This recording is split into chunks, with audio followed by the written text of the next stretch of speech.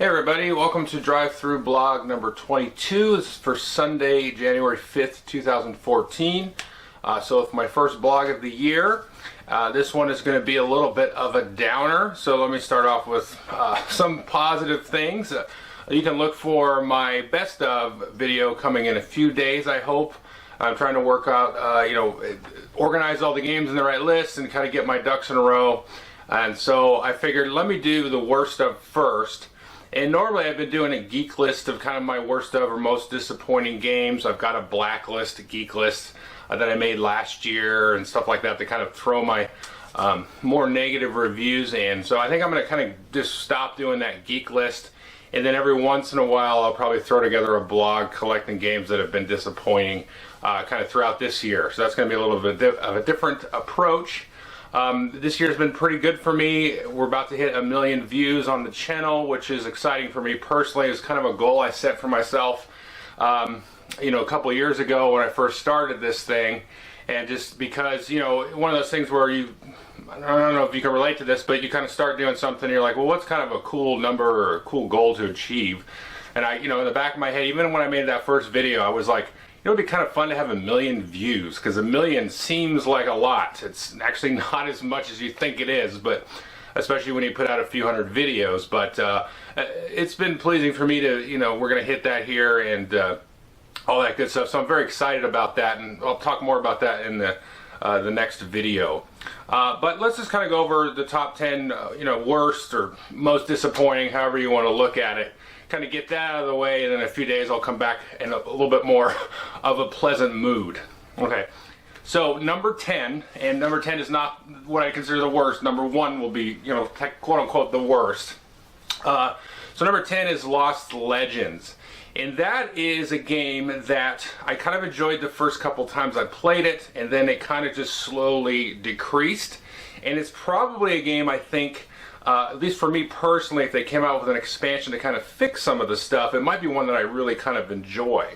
It's basically a card drafting game, very similar to Seven Wonders. Each player has their own player board where they're sort of outfitting their character to go and do battle against monsters. You get equipment and items and different special abilities and things like that. The problem with the game, and it's a huge problem, is that you can have turns just about every single time you play the game for multiple different people, where after you've done the drafting, nobody really has any, anything effective that they can do against the monsters, and you'll just get, eliminated out of that round right away. Now that can happen to different players. So let's say in the first round I have a great round, and then in the second round, I have basically a 0-0 round. Then maybe the other guy across the tables, he's having a great round where he had a 0 round. So it does, in a sense, swing out, but it's just not that fun. And that's one thing that I just really dislike about games is, any extended period of time where I feel like I'm out of the game for whatever reason. And it kind of depends on the game, of course. That kind of just blacklists it for me right away, because it's like, well, there are so many amazing good games out there that I shouldn't have to put up with that. I shouldn't have to sit here and not do anything for extended 15 minutes or so. But it's a game that's actually fun. You get to draft a little bit, and then you get to smash monsters around. And so if you go into it with the attitude of, not really necessarily worrying about winning or maximizing points, then I can see it definitely being fun. So it's one that I think could be maybe balanced and tweaked a little bit to make it a good game. So that's Lost Legends. Number 9 is a little bit of a outlier here. It's The Emperor's New Clothes. And everybody, if you're not familiar with that, it was kind of an oddball Kickstarter campaign with totally blank white components. And it was very interesting, what is the game, what's it going to be, all that kind of stuff, and is it a game, people are saying, oh, it's a game you can kind of make up your own rules and stuff. And I thought that was actually really cool. It was a very, very interesting concept. And, I'm kind of an art history major, so I can go dive down into that abyss of abstract, postmodern meaning, if you will, quite a bit. But then at the end of the campaign, it kind of turns out like, hey, this was kind of ended up being sort of a marketing for Game Salute's, game design components. So you could get, prototype components and then, draw on the dice or, get nice boards and things like that. And that's fine. And I really don't have any real problem with that. It's just that I was really kind of in love, so to speak, with the way the campaign was going. I wish it was just the game. I wish you didn't have to. I wish it wasn't kind of sort of a viral marketing to go and sell prototype components. I think it should have just been what it was, and that could be a nice statement.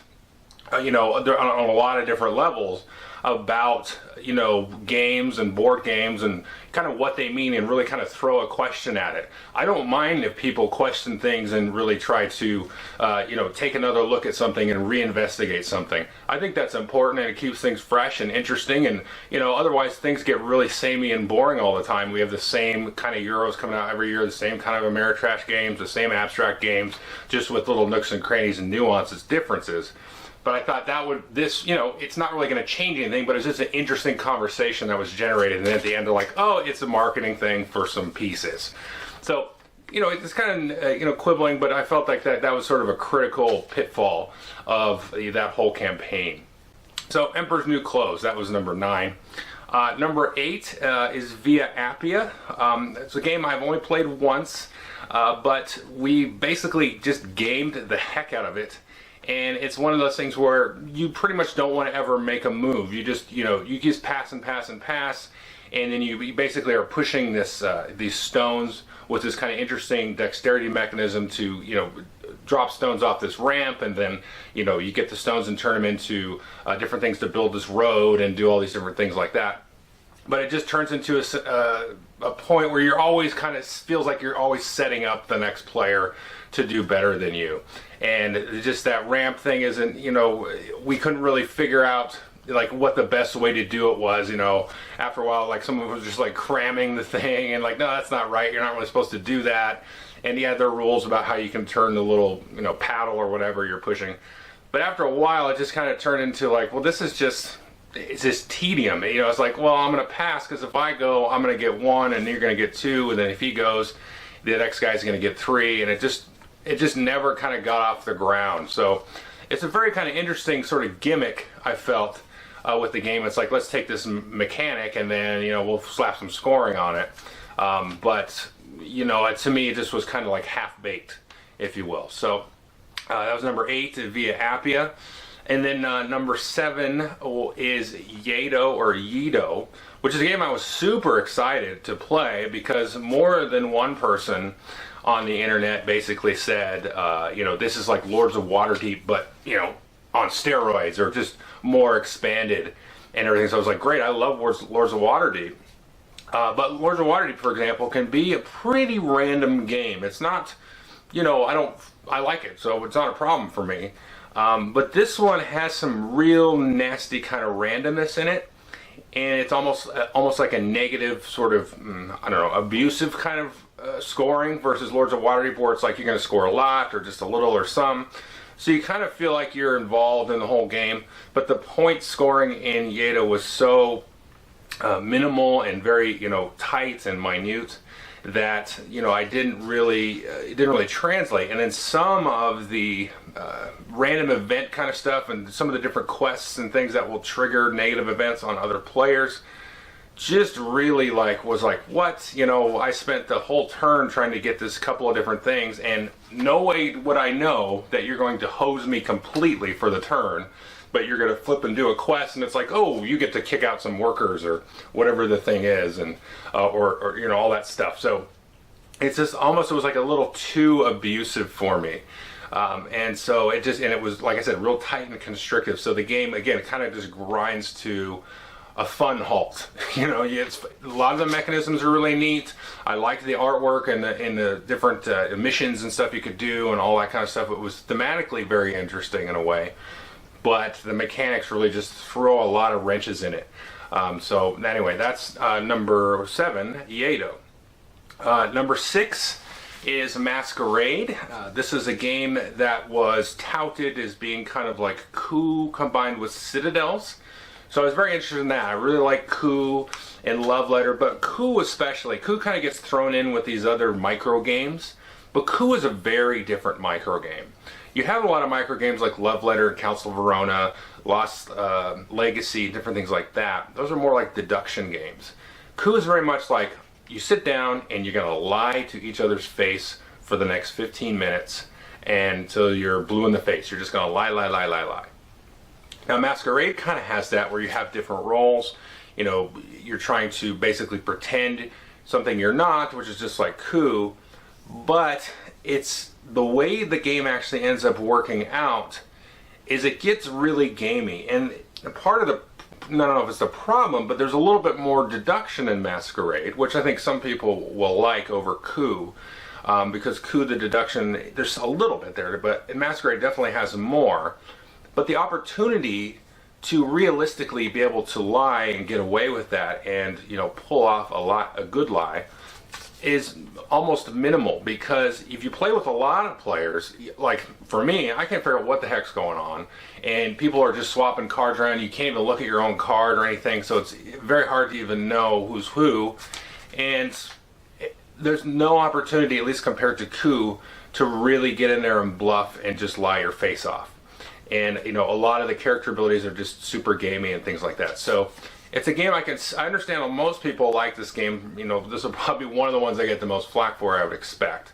But to me, you just play coup. I mean, coup plays up to 6, I think, and there is a definite metagame that will happen across all these various different games of coup if you play with the same group over and over again. And so there's a lot of room for abuse of the system in a good way with coup, whereas Masquerade, basically it kind of handcuffs you, you know, if you're going to play smartly. And I didn't really like that at all. So another one I felt like, you know, maybe it could do, at least for me personally. I'm not saying like why is the designer, why didn't he think of this?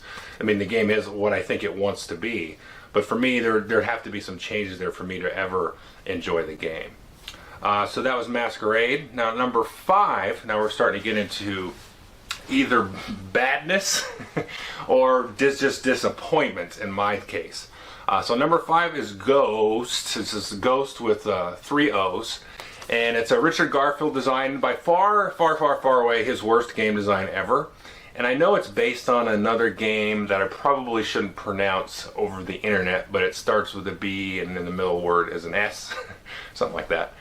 And so this game is borderline broken, especially with less players, because you can get the game into a state where it's just kind of gets into a loop, and it's just, you kind of just waiting to get that card and draw it. So you're basically kind of, it's almost like a trick-taking game kind of thing, where you're playing different numbered cards. Some of them have different special abilities, and then as you kind of wind down towards the end of the round, it's just like back and forth with, you know, grabbing tons of cards and then trying to slowly, you know, decrease them, where the strategy doesn't really pan out, and anything you kind of did earlier doesn't pan out. We actually tried playing around with a couple of variants and stuff based on, because there's like 2 stages of the game, and like the first stage doesn't even really feel joined to the second stage, because you've got to, like, it's been several months actually, so the rules aren't fresh, but where you've got to like get rid of a bunch of cards, and then you can go and start drawing from the deck, or your own deck, that's right. And but if there was a little bit more manipulation and gamesmanship that you could do to affect the game, I think it would be a lot more interesting. But as it is, it's just I would say it's a broken game, honestly. So I would definitely stay far away from that. And the next one is the newest Walking Dead game from Cryptozoic, based on season 2 and 3, I think, of the TV show. And it's a co-op game, and it has these boards, and you're moving around trying to fight off zombies and things like that. But the thing is I think the game is totally broken with 2 and 3 players, and with 4 it's just kind of like, it's just kind of there. You kind of go and you're fighting off zombies, and each location has a deck of like equipment and weapons and ammo and stuff that you're trying to keep the zombies from destroying, which doesn't make sense thematically, but I don't have a problem with that. But they act as a timer, because once the zombies destroy a deck, then you know, then you lose, or if you get eliminated. So there's some different character abilities and things in it. It feels kind of fun, but like the game is super samey, and it has these like wonky rules for like, okay, sometimes you can play the game with this variant where you can tell everybody what you have is your hand of cards, and in other ways you can play it where nobody knows and stuff like that. So to me, that was just, I don't know, this is very bad. And it was kind of interesting to, you know, have to play a card and go, gosh, I have these 2 cards and I've got to play which one is like the least worst, and then move them around. But when you don't have 4 players, like with 2 players, it's like, what the heck? Like, you can't even like do anything, and because you only cover so many different areas, and it's just impossible to really do anything unless you get really lucky and draw, not so many zombies or roll so many zombies. So, yeah, this is a bad game. It's just bad, period. And I would just stay far away from this. And I'm a Walking Dead fan. I have the Walking Dead, little card game. It's not a very, meaty game or anything. It's not much of a game, but it's fun at least. And but yeah, stay away from definitely Ghost and the Walking Dead co-op game. Number 3 is War Machine, High Command. So it's a game from whoever they are. They make War Machine. So Privateer Press, sorry.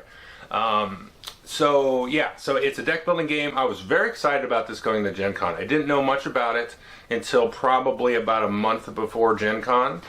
And basically it's a deck building game, nothing new. But what was interesting about it is that you could kind of supposedly custom pre-built your own little deck of cards with your own factions. And then you would be buying cards out of your own deck that you've sort of pre-built, and then playing them to sort of fight over different locations on the board and all that kind of stuff. Really interesting idea. Sort of like a marriage of a trading card game kind of idea where you build your own deck beforehand, and a deck building game where you have your supply of units that you're going to build and then use during the game to do fighting. And it's just bad, especially when you play with more than 2. Even with 2, it's just not that interesting. And everything it's one of those things where the tightness of it kind of comes into play. And the dynamics of a 3 and 4 player game, I cannot stress how bad that is. Now, for a couple of these games I've mentioned, I've done sort of a written review. I go into a little bit more detail there if you go look at the sort of the blacklist entry there on the War Machine High Command page on Board Game Geek. I go into a little bit more detail, but very disappointed in the game. It just doesn't have any excitement to the combat. There is no excitement. There is no surprising card play where I can take a card and blow your guy up, or block you from attacking me, or doing anything, or maybe like counter spell if you're familiar with Magic. And there's none of that sort of timing and back and forth kind of things where you have a card and you're kind of waiting to use it. It's just sort of build up and deploy, build up and deploy, and it's just sort of a, you do, I do, you do, I do, oh, well, count up the attack, okay, that's it. Nothing up beyond that. It's another one I would totally stay away from. Okay, now, number 2, number 1, probably get some flack for these, but, so be it. Number 2 is Nations, and this is a game that I think, sort of like Lost Legends, has the potential to be better, but it's not. It's not at a point where I think it's a good game at this point. Now, I've only played it twice. I played it once with the just the basic cards, which actually worked out better than the second time where I played it with all of the advanced and expert cards mixed in. But the problem with the basic cards is a little bit kind of vanilla and samey, and you just kind of played itself almost. But then we threw in the advanced cards, and the distribution of cards as they came out in the different ages and the different phases was a huge problem, because I think the main problem with the game that I have is that whoever has the highest military goes first. Okay, so I think if that was reversed and the highest military went last, it might fix it, but I don't know. So the problem with that is military goes first, and then they're able to, let's say, grab a military troop card or something like that, and then there's nothing else really for, or to grab a war card, I'm sorry, and start a war or something, where they've kind of gone up in military, and so now they can kind of punish everybody if there's not enough cards available for them to sort of, balance that out. So in this game, you can kind of go military and fight, or you can not go military and then go up stability. But if there's no stability available for you, then you can get kind of in a snowball situation where the military guy basically kind of runs away with it. I hate to say runs away with it, because in the game we played I was able to catch up a little, but not really. I basically knew I had no shot. And the way those cards come out, because it's so randomized and there's so many cards in those different decks, I think that's a problem. So one thing that this was advertised as was sort of improving through the ages, if you will. And, not necessarily streamlining. I felt like they were trying to say that they were improving the game. And I don't think they succeeded at that. Because one thing Through the Ages had, yes, you had the military, and I know a lot of people have problems with that, and I don't really like Through the Ages that much either. But the cool thing about Through the Ages was cards come out in a sort of a historical line, if you will. And there's only so many to select, and it's very sort of a linear selection. Now, the way the cards come out here in Nations is they're all kind of spread over the place. So you get a little bit more to choose from, but they come out very randomly. And one of the other things that was touted was you played like China, but then I would build a mosque in China, and that was like, okay, alternate history, whatever. Or I'm building like these two different monuments in like two totally different geographical parts of the world. So the thing I like about Through the Ages is that it was abstracted as like, I am a nation somewhere, and these are kind of the things that I'm building, and things were more generic except for like the leaders and things. So this one, everything is so specific, it just kind of breaks down and it totally just rips apart the theme. And it's like, I'm using, I don't remember, Gandhi, and I'm in, Greece or something. And it's like, it just starts to, tread the theme. So you got the issues with the possible snowball stuff and the theme issues, and, the sort of the linear history part, that is an issue. And I've talked to a couple of folks about it, because I was kind of expecting, maybe I was playing something wrong, or, just had a bad experience.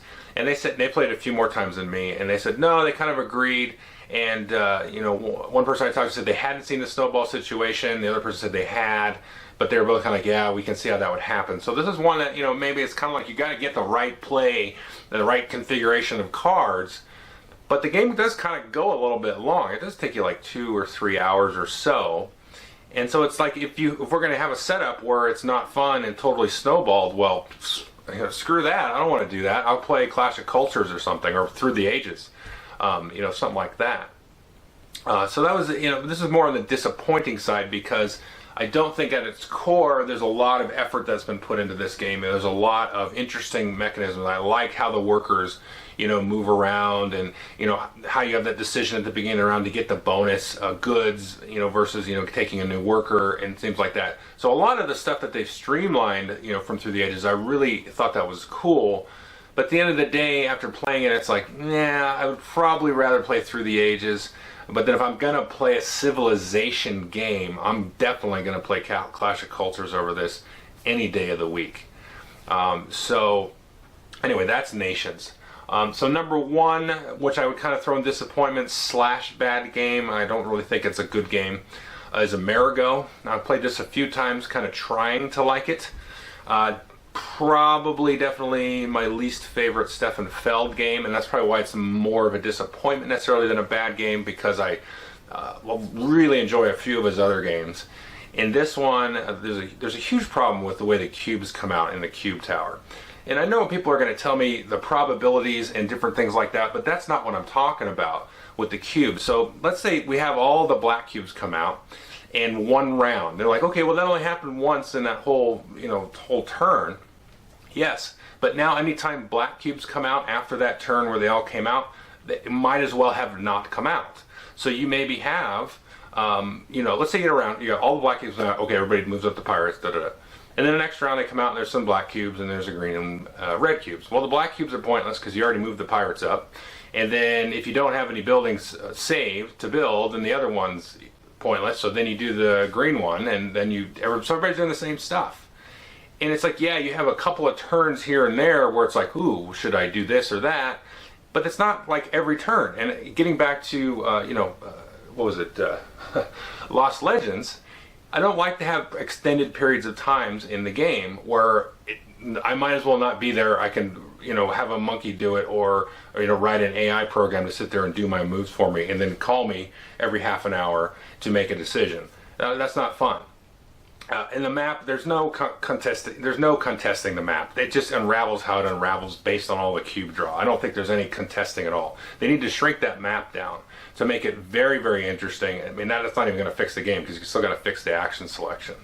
And the other problem is at the end of the game, it's really so much about turn order to grab those factories and things to get the bonus points. So in the game you get, you go and explore the land, and then you get the different crops or whatever, and you put them on your board, and then you're going to multiply all those crops by the number of factories that match the crops. So you get like, whatever, sugar.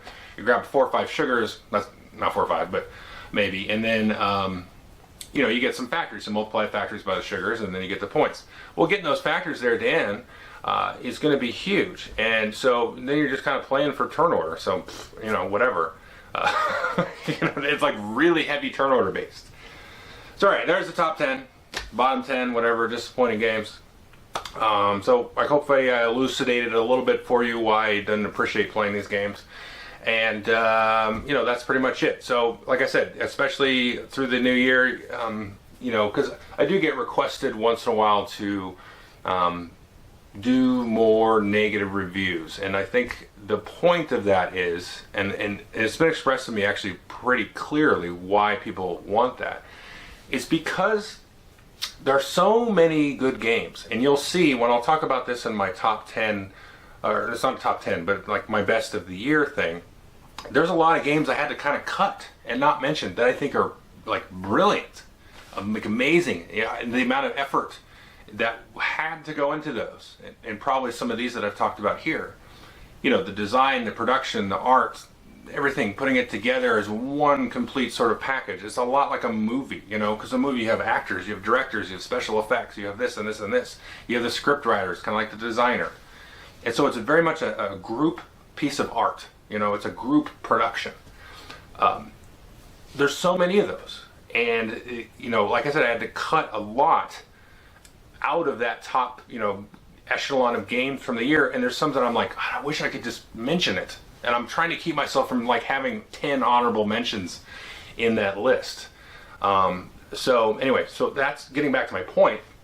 This is why people have asked me and very specifically, you know, expressed to me, please, you know, tell me some things that are wrong with games, you know, a little bit more often, because they're trying to make a purchasing decision, and I'm not necessarily here for that reason to help you make purchases. A little bit, I think, but I'm not a professional, so I'm more doing it to, you know, I'm more into the game of it, not so much the industry of it.